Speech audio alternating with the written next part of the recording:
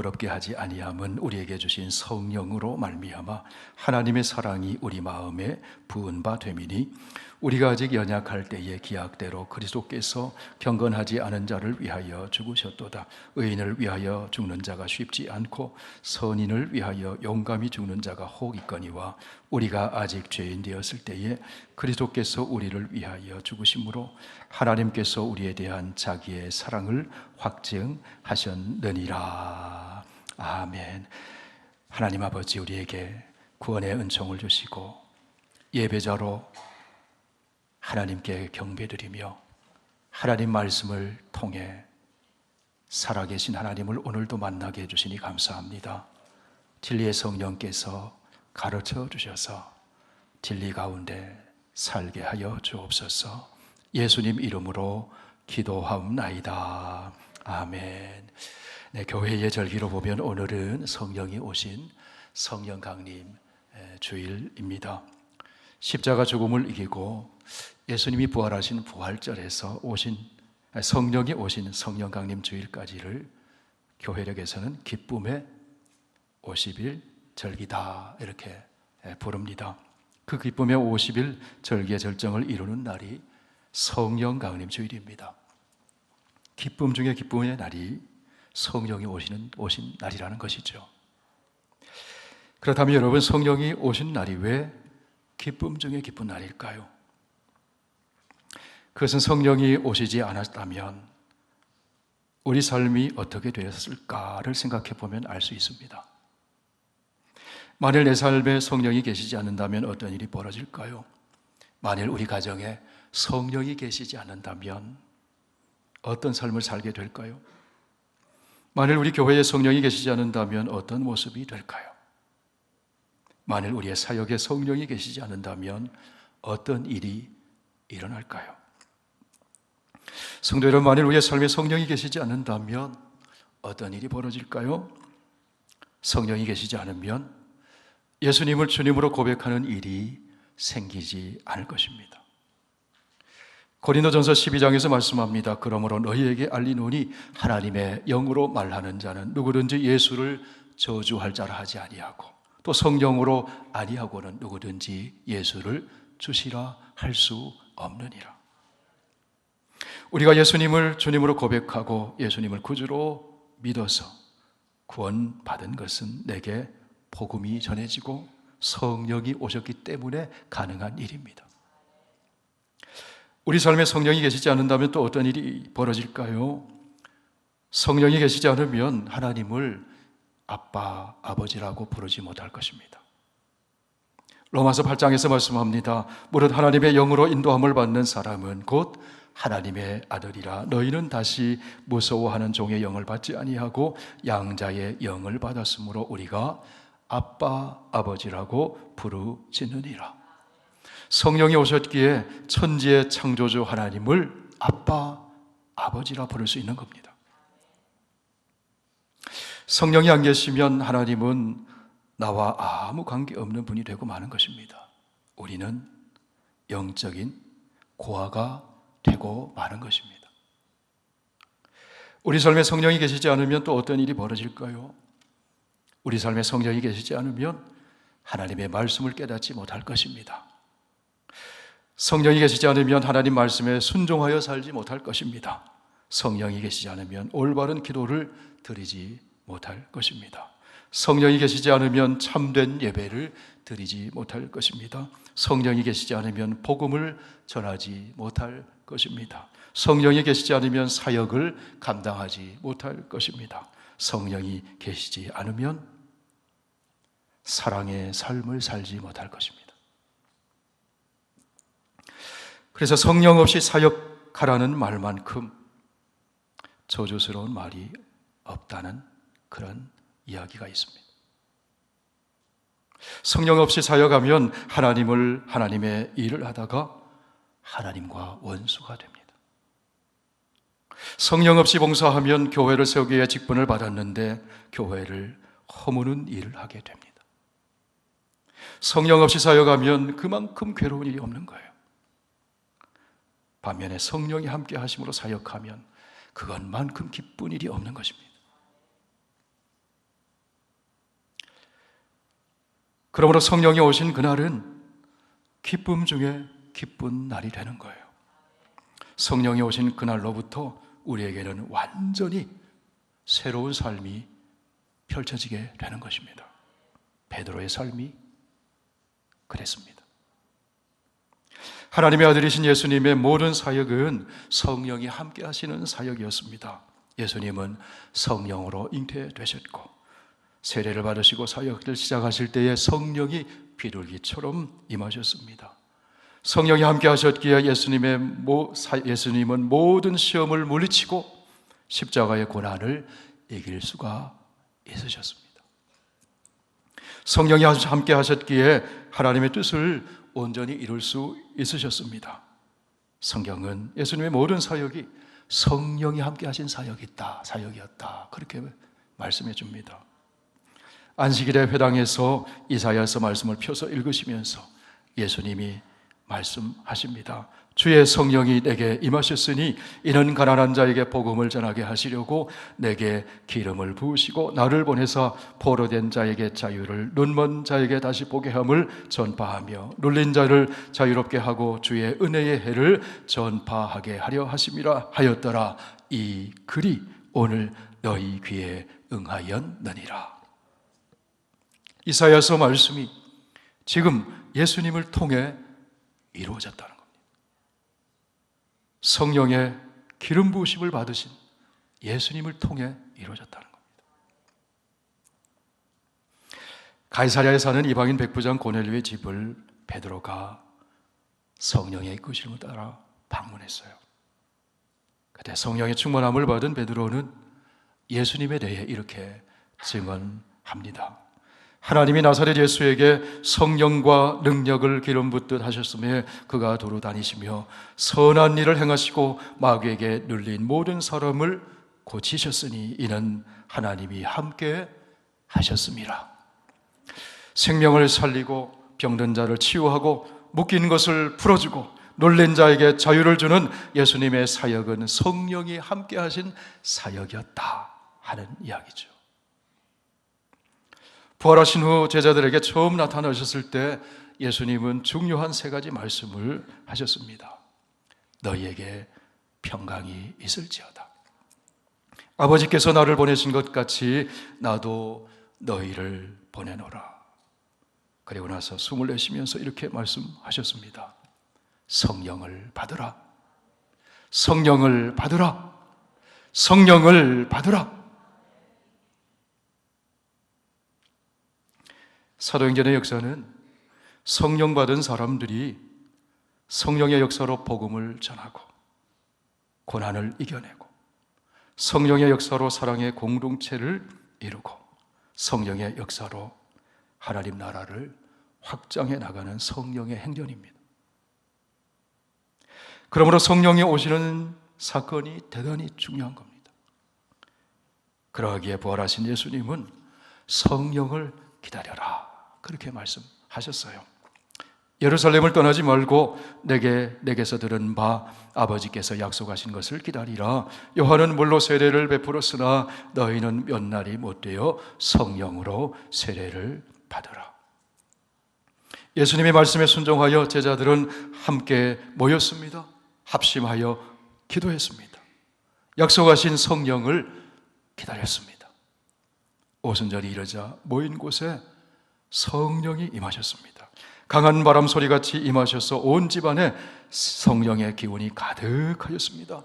불의 혀가 갈라지는 것처럼 각 사람 위에 성령이 임하셨습니다. 성령의 충만함을 받은 제자들이 여러 지역에서 온 사람들의 언어로 말하기를 시작했습니다. 세술에 취한 것처럼 성령의 지배를 받아 성령이 말하게 하심을 따라 복음을 전하였습니다. 너희가 십자가에 못 박은 이 예수를 하나님이 사망의 고통에서 풀어 살리시고 주와 그리스도가 되게 하셨다고 선포했습니다. 양심의 찔림을 받아 우리가 어찌할꼬 하며 사람들이 여기저기서 회개하기 시작했습니다. 예수 믿고 세례를 받은 사람들이 3,000명이나 더해지게 되었습니다. 예수 믿은 사람들은 모여서 말씀을 배우고 기도에 힘쓰고 각 사람의 필요에 따라 소유를 나누고 떡을 떼며 기쁨으로 교제했습니다. 하나님께 예배드리고 찬양했습니다. 지금까지 경험하지 못했던 사랑의 공동체를 이루게 되었어요. 아버지께서 약속하신 성령님이 오셔서 일어난 일이었다 하는 겁니다. 성도 여러분, 오순절에 오신 성령께서 예수 믿는 우리에게도 오셨습니다. 예수 그리스도를 믿는 우리에게 임하신 성령, 하나님은 어떤 분이실까요? 하나님의 말씀인 성경을 보면 성령은 다양한 얼굴을 통해서 하나님을 드러냅니다. 하나님의 사랑, 위대한 사랑을 풍성하게 드러내 주십니다. 예수님에게 성령이 임하셔서 하나님의 모든 하시는 일들을 다 드러내 보여주셨습니다. 이제는 부활하시고 승천하신 후에 예수 믿는 성도에게 성령이 임하셔서 하나님이 하시는 일을 드러내 보여주십니다. 너무나도 풍성하기 때문에 성령은 다양한 얼굴을 하고 우리에게 나타나 주시는 것입니다. 첫째로 성령은 생명의 영입니다. 성령이 임하시면 생명이 살아나는 역사가 일어납니다. 생명의 영이신 성령이 임하시면 죄와 죽음의 법에서 해방되어 자유를 얻게 합니다. 그러므로 이제 그리스도 예수 안에 있는 자에게는 결코 정죄함이 없나니 이는 그리스도 예수 안에 있는 생명의 성령의 법이 죄와 사망의 법에서 너를 해방하였습니다. 성령이 임하시면 우리는 하나님의 생명을 얻게 됩니다. 성령 충만하다는 것은 우리 안에 하나님의 생명이 가득 차게 되었다는 것. 그러므로 성령의 사람 주위에는 힘을 얻고 용기를 얻고 생명이 살아나는 일이 일어나게 되는 것입니다. 시들었던 영혼이 생기를 얻고 죽어가던 영혼이 살아나는 생명의 역사가 성령의 사람을 통해서 일어나게 되는 겁니다. 에스겔 47장에 가보면 성전 문지방에서 생수의 강물이 흘러나오는 이야기가 나오죠. 여러분, 생수의 강물이 흘러가는 곳에 어떤 일이 일어납니까? 생수의 강물이 이르는 곳에 모든 것이 살아납니다. 사해처럼 죽은 바다가 생수의 강물이 흘러들어가자 살아납니다. 물고기가 살아나고 메말랐던 나무의 잎이 무성해지고 새 열매가 맺습니다. 생수를 마시고 자라난 나뭇잎은 병든 자를 치료하는 약재료가 됩니다. 생명적인 영향력이 확대되어 간다는 것이죠. 생수의 강이 흐르는 곳에 모든 것이 살아나요. 초막절 마지막 날에 예수님은 이 생수를 성령이라고 말씀하세요. 명절 끝날 곧 그날에 예수께서 서서 외쳐 이르시되 누구든지 목마르거든 내게로 와서 마시라. 나를 믿는 자는 성경의 이름과 같이 그 배에서 생수의 강이 흘러나오리라 하시니 이는 그를 믿는 자들이 받을 성령을 가르쳐 말씀하신 것이라. 여러분, 성령은 살리는 영, 치유의 영입니다. 그렇기 때문에 성령이 오시면 절망의 자리는 소망의 자리로 바뀌어지게 됩니다. 성령이 오시면 죽음의 그늘에서 벗어나 생명의 밝은 빛으로 나오게 됩니다. 말라서 비틀어져 죽은 것 같은 그 나무 같은 인생에 생기가 돌고 물이 오르고 꽃이 피고 열매를 맺게 되는 것입니다. 성령은 생명의 영입니다. 둘째로 성령은 진리의 영입니다. 성령님이 오실 때 우리가 하나님의 진리, 구원의 진리를 깨닫게 돼요. 이것은 세상 지식이나 철학과 종교로 알게 되는 것이 아닙니다. 죽었다 깨어나도 알 수 없어요.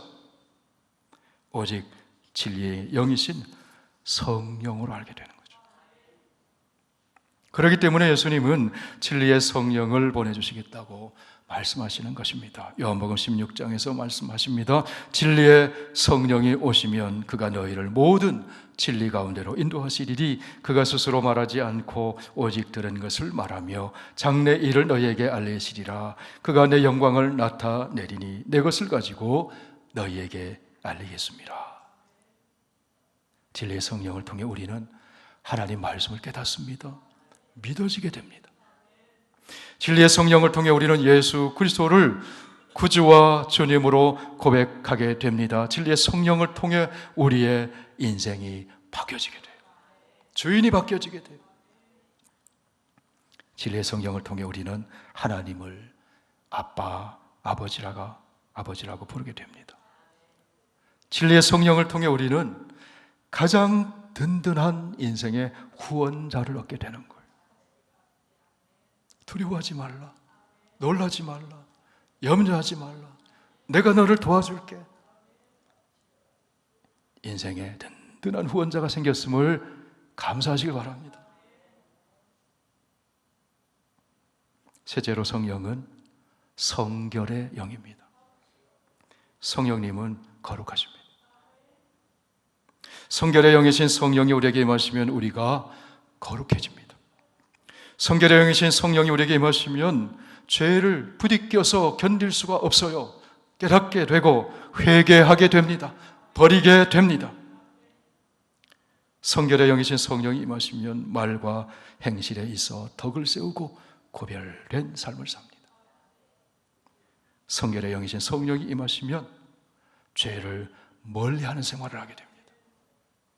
성결의 영이신 성령이 임하시면 우리가 하나님 자녀답게 거룩한 삶을 살게 되는 겁니다. 넷째로 성령은 선교의 영입니다. 성령이 임하시면 복음을 전하게 됩니다. 하나님은 성령 충만한 사람들을 통해서 복음을 전하게 하시고 구원의 사건이 일어나게 하십니다. 부활하신 예수님이 승천하시기 직전에 마지막으로 하신 말씀은 약속하신 것을 기다려라, 그렇게 말씀하셨어요. 성령이 오신다고 말씀하셨어요. 성령이 오시면 권능을 받아서 증인이 될 것이라고 말씀하셨어요. 사도행전 1장 8절 다 함께 읽습니다. 오직 성령이 너희에게 임하시면 너희가 권능을 받고 예루살렘과 온 유대와 사마리아와 땅끝까지 이르러 내 증인이 되리라. 선교의 영이신 성령이 우리에게 오시면 영혼을 불쌍히 여기는 마음이 일어나게 돼요. 권능을 받게 됩니다. 장애물과 고난을 돌파해 나가면서 복음을 전하는 선교사적인 삶을 살게 됩니다. 성령은 복음을 전하게 하는 선교의 영이라는 겁니다. 그리고 성령은 사랑의 영입니다. 우리가 성령으로 충만해지면 사랑의 사람으로 변화되어요. 성령 충만하다는 것은 하나님의 사랑으로 충만해진다는 거예요. 우리 마음에 사랑의 영이신 성령으로 충만히 채워지면 미움이 떠나가고 화평의 열매를 맺게 됩니다. 성도 여러분, 우리에게는 사랑할 능력이 없어요. 우리는 미워하는 원수를 사랑할 능력이 없을 뿐더러 가까이 함께 생활하는 아내와 남편을 사랑할 능력도 없습니다. 심지어 자녀를 사랑할 능력도 없습니다. 성령을 통해 부어주시는 하나님의 사랑으로 채움받아야 사랑할 능력이 생기는 겁니다. 성령이 우리에게 오시면 성령님은 우리의 성품 하나하나를 만지십니다. 성령이 오시면 우리의 인격이 예수님을 닮아가게 됩니다. 예수님의 모든 삶은 사랑으로 가득 찬 삶이었습니다. 자신의 생명을 내어주신 예수님의 십자가 고난과 죽으심은 그 사랑의 절정을 보여주는 거예요. 성령이 우리 마음에 부어지게 되면 예수님처럼 사랑의 사람으로 변화받게 됩니다. 율법에 매여 살던 바울의 삶이 그렇게 달라졌어요. 성령은 사랑의 영이기 때문에 그래요. 예수님을 만나기 전 사도 바울, 이 사울은 인생의 목표를 뚜렷이 정하고 성실하게 살았던 청년이었습니다. 청년 사울이 정한 인생의 목표가 무엇이었는가 하면 의롭게 사는 것이었어요. 그러면 의롭게 사는 길이 무엇이냐? 사울은 율법을 지키며 사는 것이 의롭게 사는 것이라고 생각을 했습니다. 그래서 목숨처럼 모든 것 다 바쳐서 율법 지키려고 애썼습니다. 바리새인으로 살았습니다. 그러면 여러분, 의롭게 사는 것이 무엇이냐 하는 겁니다. 의의 열매가 무엇이냐 하는 겁니다. 의의 열매는 생명을 살리는 것이어야 합니다. 의의 열매는 이웃에게 선을 행하는 것이어야 합니다. 그런데 여러분, 사울이라는 청년이 의롭게 살려고 애쓰고 애썼는데 결과적으로 얻게 된 열매가 무엇이었는가 하면 사람을 증오하고 사람의 생명을 빼앗는 것이었습니다. 사울은 예수가 십자가에 죽는 것을 마땅한 일로 여겼습니다. 사울은 스데반이 돌에 맞아 죽는 것이 마땅하다고 여겼습니다. 사울은 예수 믿는 사람을 잡아다 가두는 것이 마땅하다고 여겼습니다. 그것이 율법을 지키는 것이라고 생각했습니다. 그것이 자기가 목표로 삼고 추구하는 의롭게 사는 삶이라고 생각했어요. 그런데 여러분, 율법의 정신이 무엇입니까? 하나님 사랑, 이웃 사랑. 사랑의 삶을 사는 것이 율법의 정신입니다. 사울은 율법을 지키려고 애쓰고 애썼지만 율법의 정신과는 정반대 방향의 삶을 살게 되었다는 거예요. 의롭게 산다고 살았는데 하나님이 보시기에 정반대로 불의하고 악한 삶을 살았다는 것이죠. 부활하신 예수 그리스도를 만난 후에 바울은 자기 힘으로 율법의 요구, 사랑의 삶을 살 수 없음을 절절하게 깨닫게 됩니다. 선을 행하기 원하는데 악을 행하고 있는 자기 자신에 대해서 절망합니다. 오라 나는 곤고한 사람이로다. 이 사망의 몸에서 누가 나를 건져내랴. 그런데 바울이 예수님을 만난 후에 율법의 요구인 사랑의 삶을 이루는 길이 있음을 알게 됩니다. 사랑의 영이 마음에 부어질 때 율법의 요구인 사랑의 삶을 살게 되더라는 거예요. 로마서 8장 3절에서 바울은 이렇게 이야기합니다. 같이 읽어보실까요?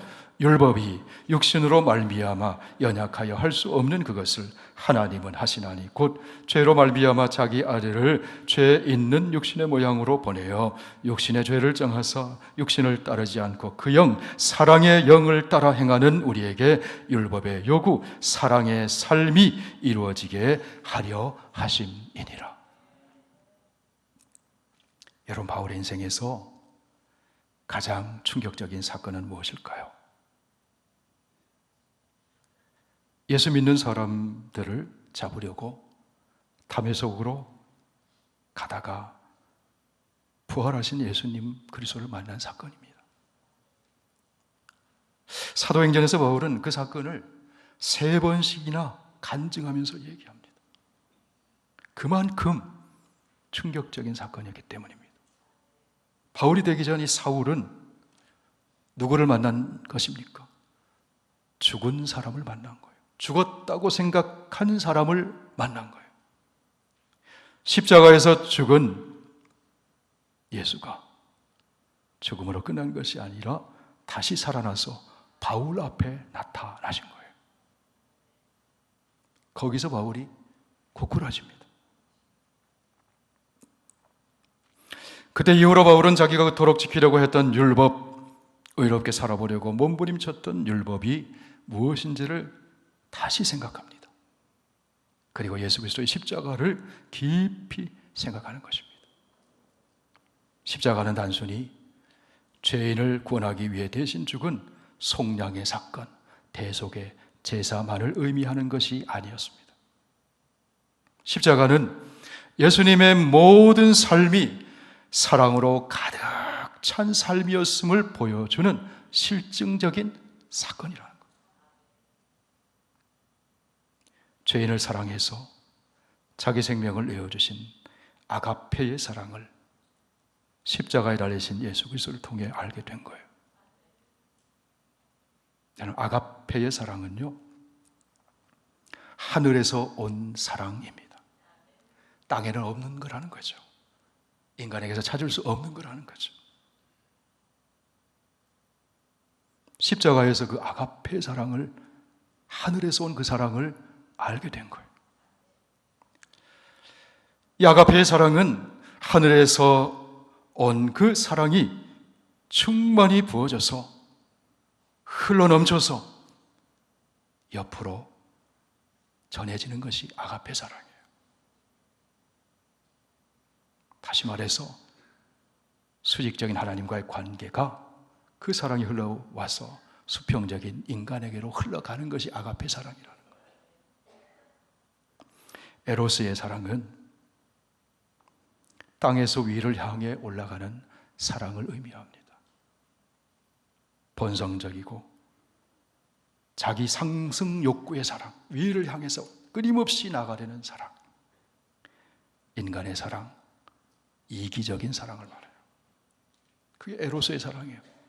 아가페의 사랑은 십자가에서 보여주신 위에서 온 하나님의 사랑이에요. 바울이 그것을 깨달은 거예요.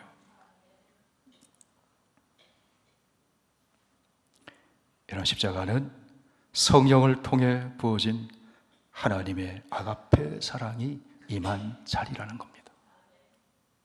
오늘 로마서 5장 본문에서 바울은 그 사실을 이렇게 전해줍니다. 소망이 우리를 부끄럽게 하지 아니함은 우리에게 주신 성령, 사랑의 영으로 말미암아 하나님의 사랑이 우리 마음에 부은 바 됨이니.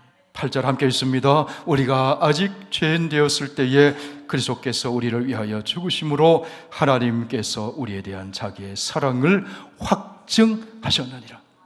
실증해 보여주셨다는 거예요. 성도 여러분, 예수님의 십자가 위에 측량할 수 없는 하나님의 사랑의 영이 부어졌어요. 사랑의 영이 부어진 십자가에서 예수님은 죄인을 사랑하시는 하나님의 사랑을 실제적으로 실증해 보여주셨습니다. 예수님에게 부어진 그 사랑의 영이신 성령이 오순절에 임한 것입니다. 그 오순절에 임한 성령이 우리 마음에 부어질 때 우리는 하나님의 아가페 사랑을 알게 돼요. 사랑의 영이 우리 마음에 부어질 때 예수님처럼 우리도 아가페 사랑의 삶을 살 수 있게 됩니다. 사울이라는 청년 바울이 그렇게 바뀌어졌다는 거예요. 오순절에 임하신 성령, 사랑의 영으로 충만함을 받은 초대교회 공동체가 사랑의 공동체로 이루었어요.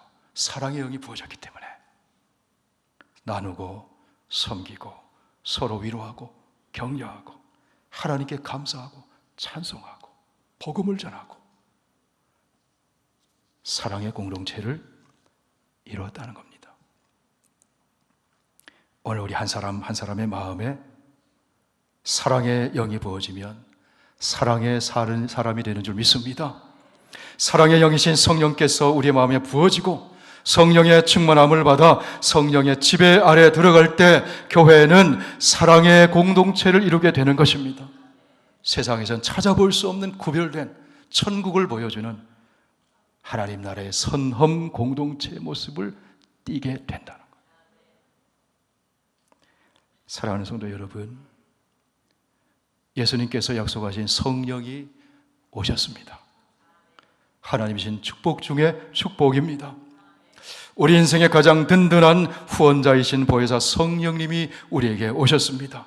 생명의 영, 진리의 영, 지혜의 영, 성결의 영, 선교의 영이 우리 마음에 부어지게 되었습니다.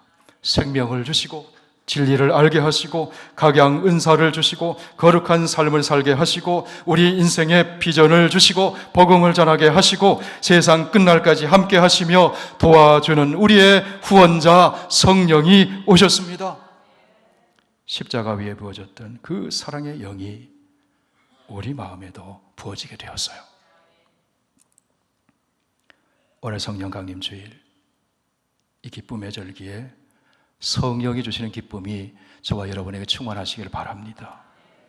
말씀과 기도와 찬송을 통해서, 예배를 통해서 지속적으로 성령이 부어주시는 그 기쁨이 넘치시기를 축원합니다. 저와 여러분의 마음에 사랑의 영이 부어져서 저와 여러분의 가정이 사랑의 공동체 되기를 바랍니다. 우리 교회가 사랑의 공동체 되기를 바랍니다. 우리에게 부어진 사랑의 영이 차고 흘러넘쳐서 우리 교회의 표처럼 생명을 주고 사랑을 주고 희망을 주고 축복을 주면서 하나님 나라를 이루어가는 우리 모두가 다 되기를 주의 이름으로 축원합니다. 우리 기도.